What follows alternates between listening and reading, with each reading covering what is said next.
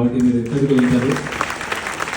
So miracles ఎక్కడ ఉండవు, మన బ్రెయిన్లోనే ఉంటుంది. మనం బలవంతులం అనుకుంటే ఈ ప్రపంచం ముందు గర్వంగా నిలబడి ఘింకారం చేయొచ్చు, సింహంలా విజయనాదం మోగించవచ్చు. మనం ఎప్పుడైతే బలహీనలు అనుకుంటామో అప్పుడు మనం వీక్ అయిపోతుంటాం. నేను అందరి గురించి చెప్పాను కానీ నా గురించి చెప్తాను.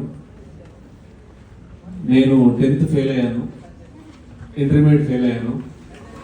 10th ఇంగ్లీష్ మ్యాథమెటిక్స్ ఫెయిల్ అయ్యాను, ఇంటర్మీడియట్లో ఇంగ్లీష్ ఫెయిల్ అయ్యాను. ఆ ఇంగ్లీష్ కూడా 3 times ఫెయిల్ అయ్యాను. నా వల్లనే సాధ్యమైంది, మీ వల్ల సాధ్యం కదా. మీరు నాకంటే తోపులు, మీరు ఎక్కడికి వెళ్తారు. కానీ ఒకటే గుర్తుపెట్టుకోండి, ఈ సమాజం ఎట్లుంటుందంటే విజయాన్ని మాత్రమే గుర్తుపెట్టుకుంటుంది. హిట్ అయిన సినిమాని మాత్రమే మీరు పదే చూస్తారు. ఫెయిల్ అయిన సినిమా గురించి నెక్స్ట్ డే కూడా మాట్లాడరు, బుక్ షోలో కూడా చూడరు. మన జీవితం కూడా విజయం కోసం తప్పిస్తూ ఉండాలి, దానికోసం వెంపర్లాడుతూ ఉండాలి. ఎవరు అవకాశం ఇయ్యరు.